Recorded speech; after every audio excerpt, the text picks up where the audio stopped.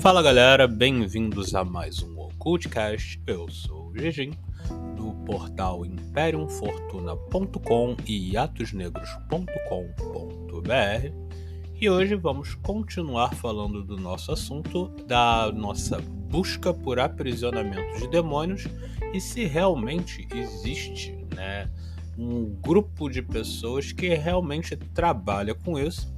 Lembrando sempre que essa matéria já tem dois podcasts gravados, sendo um falando de shintoísmo e o outro falando de hinduísmo, e até então não encontramos na área, vamos botar, oriental, algo que realmente fale sobre aprisionamento de forma vingativa, vamos colocar assim, entre humanos e demônios. Então, por conta disso, muitas pessoas estão concluindo que o público oriental não curte muito, essa visão de enxergar uma entidade como se ela fosse uma espécie de atacante, vamos botar assim, ou uma entidade que possa ser aprisionada e torturada, assim como a gente viu em alguns livros, principalmente na questão da Goetia. Então, por conta disso, já que todo mundo sempre cita a Goetia, e a gente sabe que o conceito todo da Goetia, atualmente, não que ela realmente seja, mas atualmente ela é vista como, vamos botar, mais judaico-cristã, a questão de Salomão e coisas do tipo. Eu fui dar uma pesquisada, certo? Ainda no Oriente, então, vamos colocar assim, e não encontrei muita coisa, mas vamos botar que Europa Oriental serve. Então eu fui dar uma olhadinha na cultura judaica na área mais da Europa Oriental, certo? E não se fala muito disso, mas de uns tempos pra cá eles se tornaram um pouco populares, que são os Dybbuk. O que é um Dybbuk? Gente, o Dybbuk é tido como uma espécie de espírito, A tradução, literal, vamos colocar assim, do termo Dybbuk seria algo como encostado ou como apegado a algo.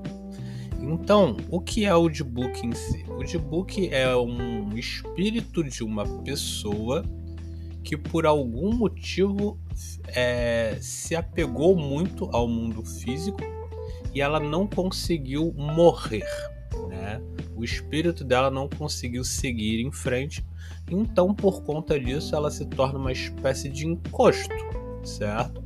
Que fica no mundo físico, e ela tem uma coisa interessante ao contrário do encosto. Mas vamos, antes de chegar nessa parte do que ele faz, vamos falar como você cria um Dybbuk. Bom, na Cabala e na cultura judaico-cristã no geral e tal, em algumas linhas, óbvio, porque, quando a gente fala de judaísmo e tal, é tanto judeu de tanta forma diferente, os caras têm mais de 3.000 anos de idade, sacou? Então tem uns que acreditam em algumas coisas, tem alguns que não acreditam. Então, se eu estiver ofendendo algum judeu, desculpa aí, mas se eu não estiver ofendendo, vamos de boas. O que rola? Eles acreditam que nós temos a Cabala, e a Cabala, ela tem o seu lado positivo, que é o lado onde o ser humano tem que seguir simplesmente para encontrar Deus no final. E aí a gente tem um livro, que é o Torá, que nada mais é do que um livro de tradição com regras, para que você consiga atingir a iluminação espiritual e então encontrar Deus. Lembrando sempre que os judeus, eles têm muito isso da ligação do povo deles com Deus diretamente.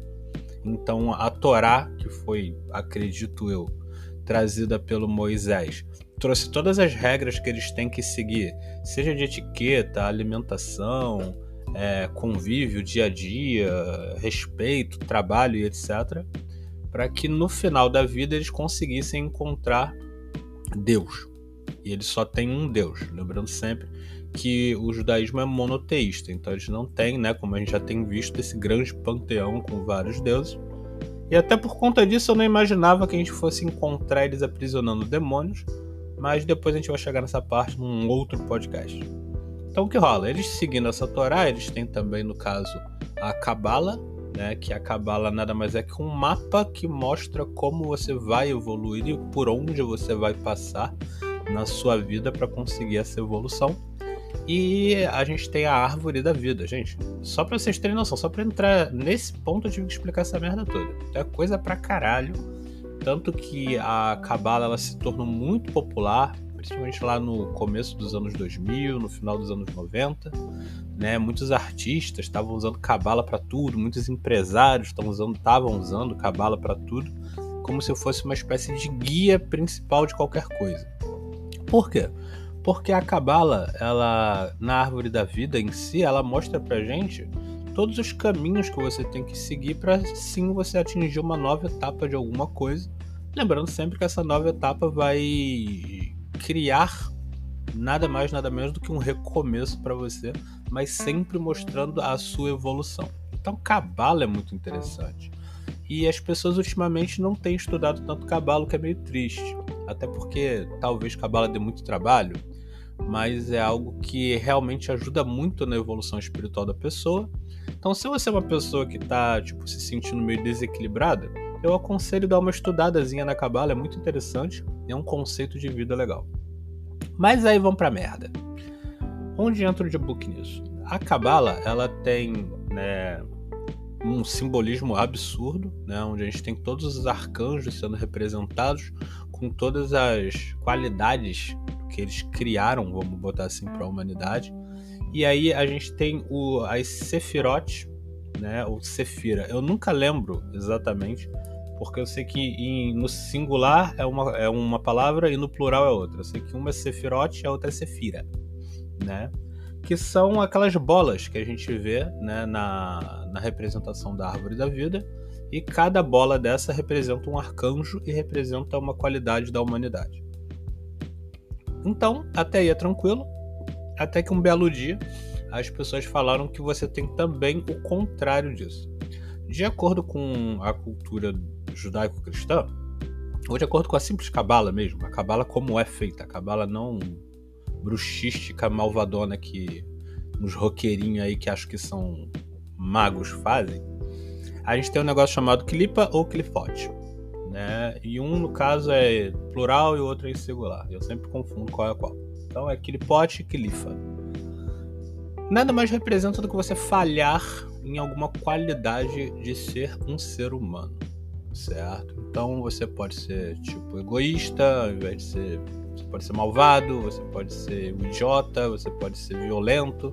Isso tudo são o quê? São coisas ruins que a humanidade tem. Elas não são, assim como, por exemplo, os arcanjos, eles são ligados diretamente a uma qualidade. Não temos um demônio, um daimon, um espírito, alguma coisa que seja ligado diretamente a uma clipote. Apesar de que escreveram-se livros horríveis sobre isso, onde colocavam demônios sendo ligados diretamente àquele pote. Um exemplo disso seria a Lilith, ela é diretamente ligada à perversão sexual, sacou? Então sim, existem livros que falam disso, mas eles não têm base nenhuma cultural, sacou? Ele simplesmente criou isso para vender livro pra gente trevosa. Mas o que rola? Onde entra então os nossos D-Books nisso?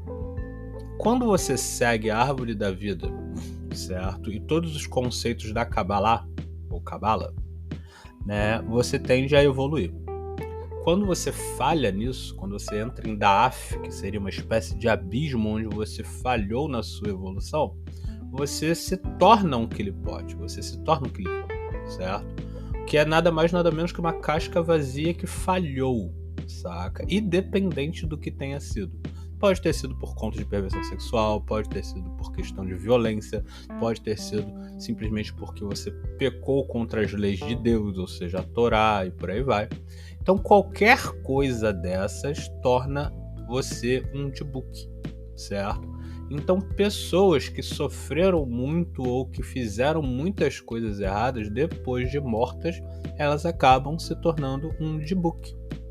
E aí a gente vê, né, que o D-Book ele tem uma certa semelhança, né, com um encosto, né? Ou seja, uma pessoa que morreu, virou um fantasma e voltou para encher o saco das pessoas que ficaram vivas.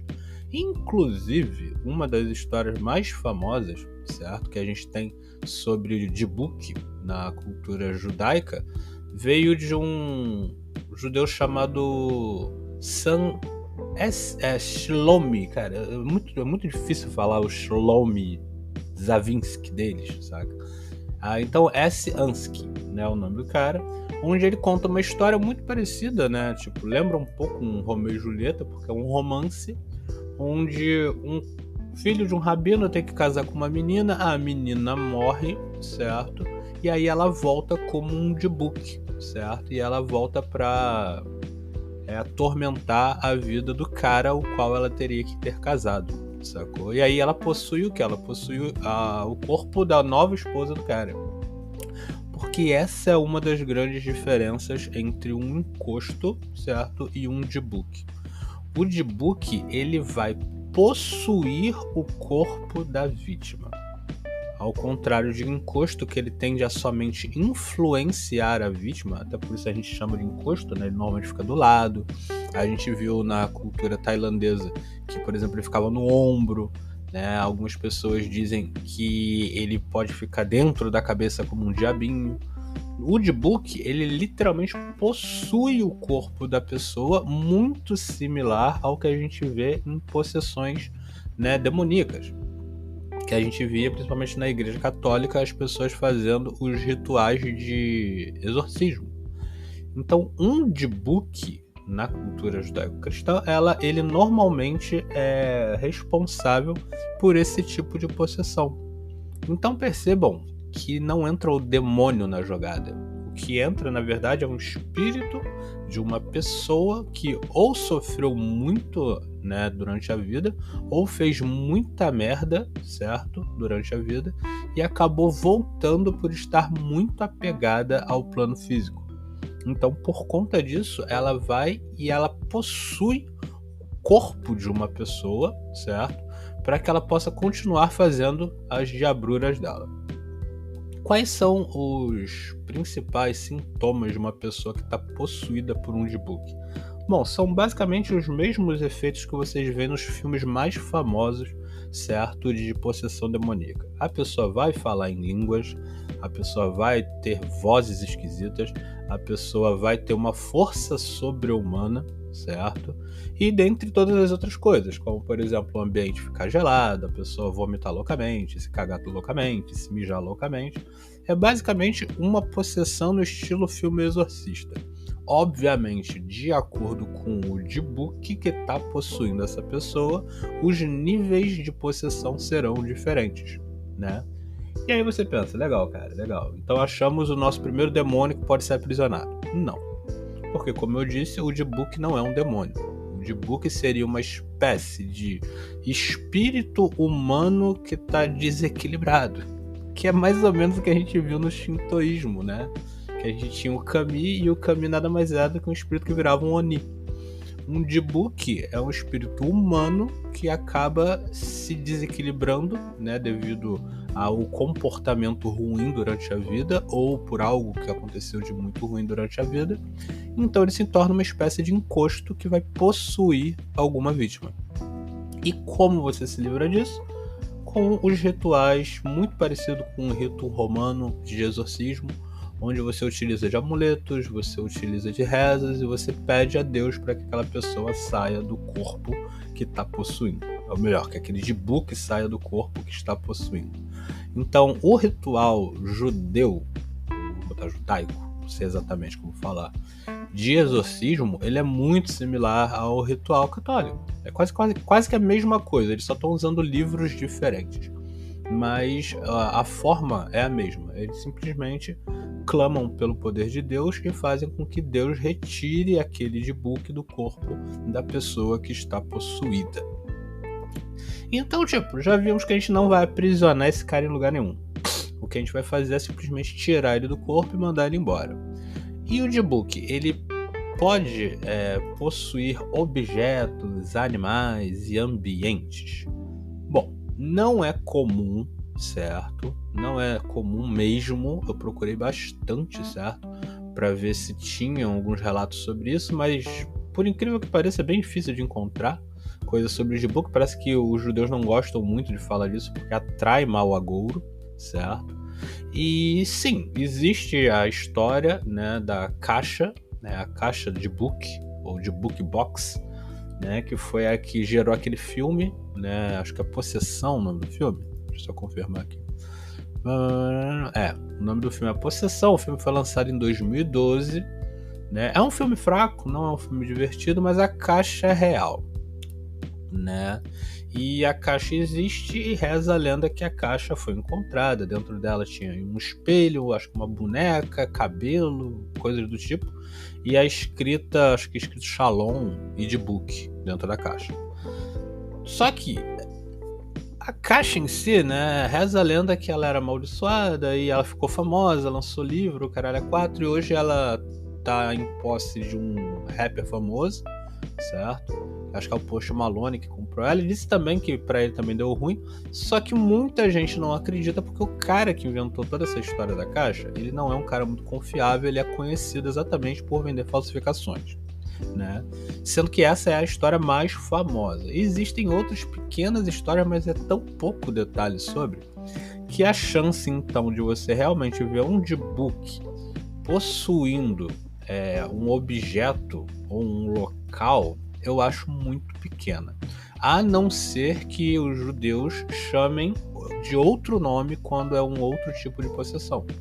Porque, como vocês perceberam, o Jibuk ele literalmente possui a pessoa.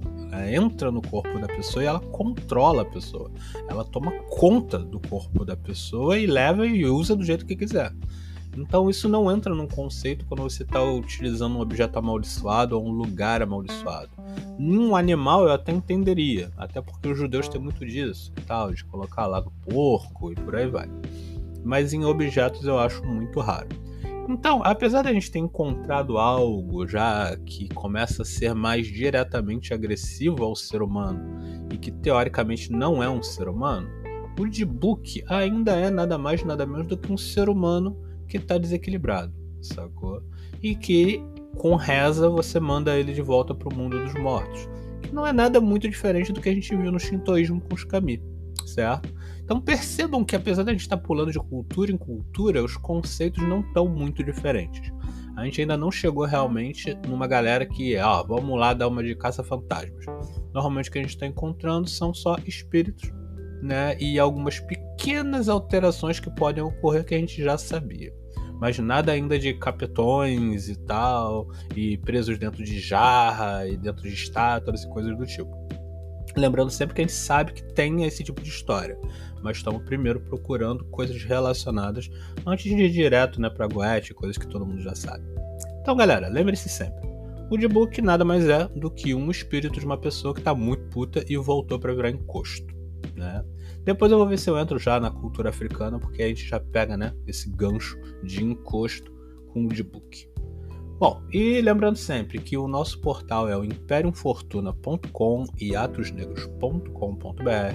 A gente tem nosso Facebook, a gente tem nosso Instagram, a gente tem nosso YouTube. Se você gostou muito do nosso conteúdo, dá o like, certo? Compartilha, comenta, manda pro coleguinha. Se você não gostou, também comenta pra gente saber qual é a opinião do nosso público, certo? Lembrando sempre que a gente tem também o nosso Apoia-se. O nosso Apoia-se você pode começar com R$5 e vai até R$50. Você pode apoiar uma vez só, você pode apoiar várias vezes, pode apoiar só quando der, saca? R$5, gente, é trocado, não dá pra nada R$5. Mas pra gente ajuda muito, certo? Porque a gente vai juntando esse dinheiro para pagar as contas aqui do próprio portal. Lembrando também que se você faz um apoio com R$5, você já tem direito a fazer o pedido de um tema para o nosso podcast. Então, basta você entrar no Apoia-se, faz pelo menos R$5, que é o mínimo, certo? Entra lá no nosso grupo do WhatsApp, onde a gente faz os nossos debates, e aí você solicita lá, eu queria um podcast sobre o tema tal. E aí, ou eu ou o Eduardo vamos fazer a gravação do podcast. Certo, galera? Então, fiquem longe de se transformar em um Jibuk, fiquem longe de pessoas que estão possuídas por Jibuk, e por hoje é só. Até a próxima. Fortuna.